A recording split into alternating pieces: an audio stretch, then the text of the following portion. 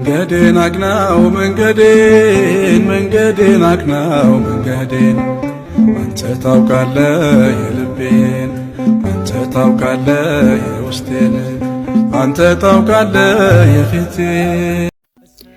በስመ አብ ወወልድ ወመንፈስ ቅዱስ አሐዱ አምላክ አሜን። ሰላም ጤና ይስጥልኝ ውድ የቻናላችን ቤተሰቦች፣ እንኳን ለጌታችን ለመድኃኒታችን ለኢየሱስ ክርስቶስ የልደት በዓል በሰላም አደረሳችሁ። ዛሬ በዓለ ገናን ወይም የልደት በዓልን አስመልክቶ ስላለው ታሪካዊ ዳራ እና ስላለው መንፈሳዊ ትርጉም አብረን እናያለን። እስከ ፕሮግራማችን ፍጻሜ አብራችሁን ቆዩ በአክብሮት እንጋብዛለን። ታሪኩ የሚጀምረው የሰው ልጅ ታሪክ በተቀየረበት በዚያ በቀድሞ ስፍራ በገነት ነው። አዳምና ሔዋን በእግዚአብሔር አርአያና አምሳል ተፈጥረው በገነት በደስታ ይኖሩ ነበር። ነገር ግን በሰይጣን ምክር ተሸንፈው እግዚአብሔር አትብሉ ያሉን ዕፀ በለስ በመብላታቸው ታሪካቸው ተቀየረ። በሰውና በእግዚአብሔር መካከል የኃጢአት ግድግዳ ተሠራ። አፈር ነህና ወደ አፈር ትመለሳለህ የሚለው ፍርድ መጣ። አዳም ክብሩን አጥቶ ወደ ምድር ተሰደደ። ነገር ግን እግዚአብሔር አምላክ አዳምን በፍርድ ውስጥ ብቻ አልተወውም። አዳም ንስሐ በገባ ጊዜ እግዚአብሔር ታላቅ ቃል ኪዳን ገባለት። በቤተክርስቲያን ትውፊት መሠረት እግዚአብሔር ለአዳም ከ5 ቀን ተኩል በኋላ ከልጅ ልጅ ተወልጄ አድንሃለሁ የሚል ተስፋ ሰጠው። ይህም 5500 ዘመን ሲፈጸም ማለት ነው። በኦሪት ዘፍጥረት ምዕራፍ 3 ቁጥር 15 ላይ የሴቲቱ ዘር የእባቡን ራስ ይቀጠቅጠዋል ተብሎ የተነገረው ክርስቶስ ከድንግል ማርያም ተወልዶ ሰይጣንን ድል እንደሚያደርገው የሚገልጽ የመጀመሪያ ምስራች ነው። ለ5500 ዘመናት ነቢያት ይህንን ተስፋ እየተጠባበቁ ስለ መሲሁ መምጣት በተለያዩ ምስሎችና ቃላት ትንቢት ተናግረዋል። ጥቂቶችን እንኳን ለምሳሌ ብንመለከት ነቢዩ ኢሳይያስ እነሆ ድንግል ትጸንሳለች፣ ወንድ ልጅም ትወልዳለች፣ ስሙንም አማኑኤል ትለዋለች ብሏል። ትንቢተ ኢሳይያስ ምዕራፍ 7 ቁጥር 14 ላይ እንደሚነበበው ይህ ስለ ድንግል ማርያም ስለ ጌታ ሰው መሆኑ የተነገረ ግልጽ ትንቢት ነበረ። ነቢዩ ሚክያስም ጌታ የሚወለድበትን ቦታ ለይቶ ነግሮናል። አንቺ ቤተልሔም ኤፍራታ ሆይ ከአንቺ እስራኤልን የሚገዛ ንጉሥ ይወጣል ብሎ ተናግሯል በትንቢተ ሚክያስ ምዕራፍ 5 ቁጥር 2 ላይ። ልበ አምላክ ዳዊትም ይወርዳል እንደ ዝናብ በባህር ላይ እያለ በመዝሙር 70 ቁጥር ወይም በቅንፍ 71 ቁጥር 6 ላይ በማለት ጌታ በረቂቅ ምስጢር ወደ ድንግል ማርያም ማኅፀን መውረዱን ተንብዮልናል። እንግዲህ ቅዱስ ጳውሎስ እንደነገረን የዘመኑ ፍጻሜ በደረሰ ጊዜ እግዚአብሔር ከሴት የተወለደውን ልጁን ላከ በገላትያ 4:4 ላይ እንዳለ ያ የተጠበቀው ትንቢት የተነገረለት 5500 ዘመን ሲያበቃ ጌታ ተወለደ። እግዚአብሔር መልአኩን ቅዱስ ገብርኤልን ወደ ቅድስት ድንግል ማርያም ላከው። መልአኩም ጸጋን የተመላሽ ሆይ ደስ ይበልሽ በማለት አበሰራት። በመንፈስ ቅዱስ ግርማ ጸንሳ ዓለምን የሚያድን ልጅ እንደምትወልድና ስሙንም ኢየሱስ እንደምትለው ነገራት። የስሙም ትርጓሜ መድኃኒት የሚል ነው። ወይም በሌላ ስፍራ አማኑኤል እግዚአብሔር ከኛ ጋር ሆነ አማኑኤል እንደምትለው ነገራት። ጻድቁ ዮሴፍም ይህንን በሕልሙ ተረድቶ ከጎኗ ቆመ። በዛ ጊዜ የሮም ንጉሥ አውግስጦስ ቄሳር የዓለም ሕዝብ ሁሉ እንዲጻፍ ወይም እንዲቆጠር ትእዛዝ አውጥቶ ነበር። በዚህ ምክንያት ዮሴፍና ማርያም ከገሊላ ናዝሬት ተነስተው ወደ ይሁዳ ምድር ወደ ዳዊት ከተማ ወደ ቤተልሔም ሄዱ። ማርያምም የመውለጃዋ ቀን ደርሶ ነበረ።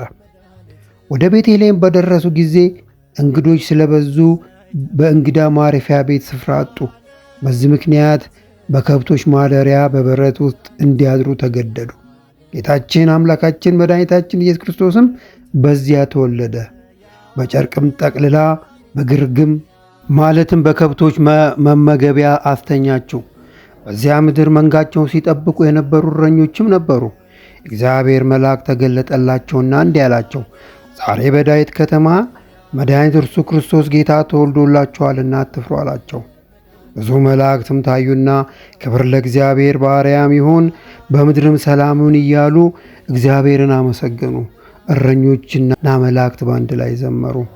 እረኞቹም ሄደው ሕፃኑ በግርግም ተኝተው አገኙትና ሰገዱለት። ከምስራቅ አገር የመጡ ጠቢባን ሰብአ ሰገል በታላቅ ኮከብ እየተመሩ ቤተልሔም ደረሱ። ሕፃኑን ከእናቱ ጋር አገኙትና ተደፍተው ሰገዱለት። የክብር ስጦታቸውንም አቀረቡ።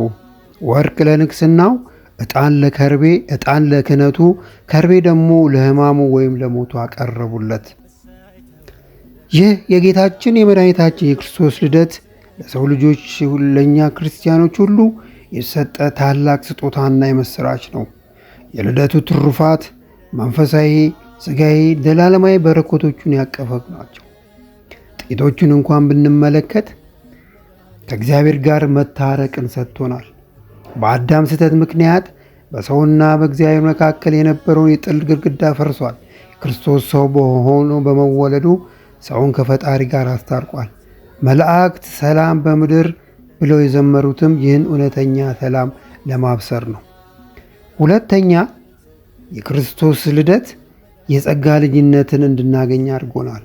እርሱ የሰው ልጅ የሆነው እኛ እግዚአብሔርን ልጆች እንድንሆን ነው። በመወለዱ የባርነትን ቀንበር ተሰብሮ የክብር ባለቤቶችና የጸጋ ልጆች እንድንሆን መብት ሰጥቶናል። በዮሐንስ ወንጌል ምዕራፍ 1 ቁጥር 12 ላይ ለተቀበሉት ሁሉ ግን በስሙ ለሚያምኑ ለእነርሱ የእግዚአብሔር ልጆች የሆኑ ዘንድ ሥልጣንን ሰጣቸው ተብሎ እንደተጻፈ፣ የመጀመሪያው አዳም በዕፀ በለስ ምክንያት ሕይወትን አጥቶ ነበረ። ዳግማዊ አዳም የተባለው ክርስቶስ ግን በልደቱ ሕይወታችንን መለሰልን።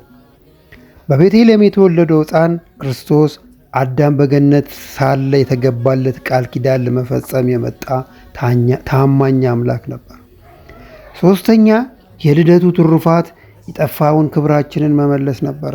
ሰው በኃጢአት ምክንያት አጥቶት የነበረውን መለኮታዊ ክብርና የገነት ሕይወት ክርስቶስ በመወለዱ ዳግም እንዲያገኝ አድርጎታል። እርሱ በበረት ተኝቶ እኛም በሰማያዊ መኖሪያ እንድንኖር አዘጋጀን። አራተኛው ትሩፋት እውነተኛ ብርሃን እንድናገኝ አድርጎናል። ዓለም በኃጢአትና በድንቁርና ጨለማ ውስጥ በነበረበት ጊዜ የልደቱ ታሪክ የዓለምን ጨለማ የሚያስወግድ እውነተኛ ብርሃን የጽድቅ ፀሐይ ይዞልን መጥቷል። ይህ ብርሃን የሕይወታችን መንገድ የሚመራ ነው። ሌላው አምስተኛው ትሩፋት የልደቱ ትሩፋት የትሕትና ትምህርትን እንድናገኝ አድርጎናል። ሰማይና ምድር ጌታ ሆኖ ሳለ ክርስቶስ በቤተልሔም በረት በግርግም መወለዱ ለሰው ልጆች ታላቅ የትሕትና ትምህርት ነው። ታላቅ ለመሆን መጀመሪያ ትሕትና ያስፈልጋል የሚለውን በተግባር አሳይቶናል። ሌላው ትሩፋት በስድስተኛ ደረጃ የምንመለከተው ሞትን ድል የማድረግ ተስፋ ነው። የክርስቶስ ልደት የድህነታችን መጀመሪያ ነው። እርሱ ሰው ሆኖ ባይወለድ ኖሮ ለእኛ ብሎ መከራ መቀበል፣ በመስቀል ላይ መሞትና ድል አድርጎ መነሳት ባልተቻለ ነበር። ስለዚህ ልደቱ የትንሣኤያችንና የዘላለም ሕይወታችን መሠረት ነው። በአጠቃላይ የጌታ ልደት ለእኛ የነፃነት፣ የደስታ፣ የተስፋና የሕይወት ምንጭ ነው። ይህ የጌታችን የልደት በዓል በኢትዮጵያ ኦርቶዶክስ ተዋሕዶ ቤተ ክርስቲያን እጅግ ደምቆ ከሚከበሩ አበይት በዓላት አንዱ ነው። ከበዓሉ አንድ ቀን በፊት ያለው ዕለት ጋድ ይባላል። ትርጉሙ ጋድ ማለት ተለዋጭ ወይም መዘጋጀት ማለት ነው። አማኞች እኛ ክርስቲያኖች እስከ ምሽቱ 12 ሰዓት ወይም እስከ ቅዳሴው መጀመሪያ ድረስ እንጾማለን። ይህ ቀን ጌታ መምጣትን በጉጉትና በጸሎት የምንጠባበቅበት ቀን በመሆኑ ነው። ልደቱ ሮብ ወይም ዓርብ ላይ ቢውል እንኳን በዓሉ የደስታ በመሆኑ ጾም አይጾምም። ነገር ግን ለዛ ተለዋጭ በዋዜማው ወይም ጋድ ሁልጊዜ ጾም ይደረጋል። በዋዜማው ሌሊት ሊቃውንት ማኅሌት ይቆማሉ። ከቅዱስ ያሬድ ዜማዎች ስለ ጌታ ሰው መሆን፣ ስለ ድንግል ማርያም ምስጋናና ስለ መልአክ ዝማሬ በስፋት ይዘምራሉ። ምዕመናን ነጭ የባህል ልብስ ለብሰው ነጠላ አጣፍተው ሻማ አብርተው በቤተክርስቲያን ያድራሉ። ይህም የጌታ የዓለም ብርሃን መሆኑን መምጣቱን ያበስርልናል። በሌሊት ቅዳሴ ይቀደሳል።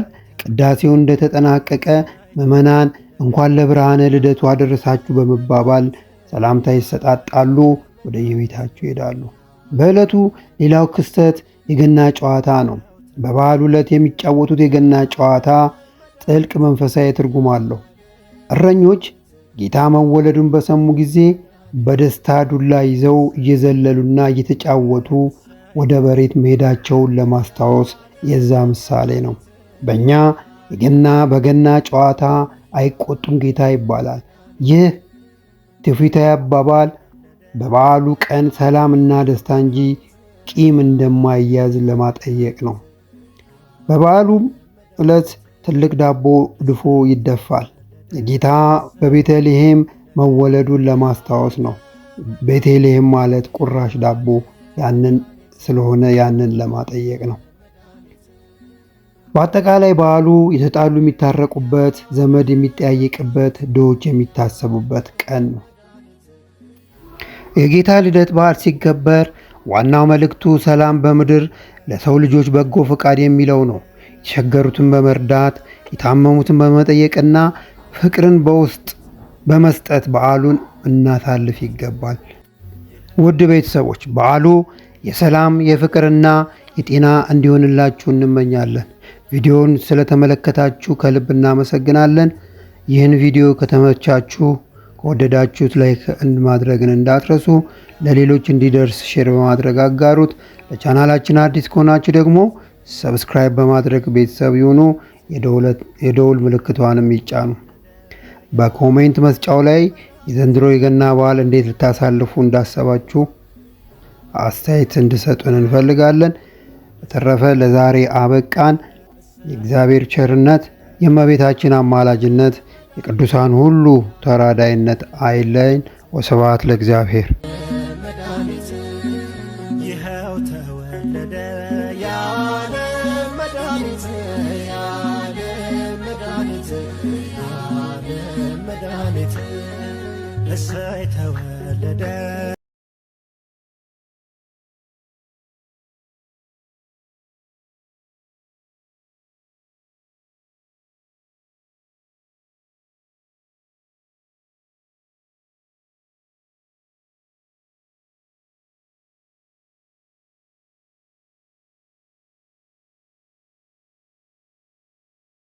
እሰይ ተወለደ የዓለም መድኃኒት፣ የዓለም መድኃኒት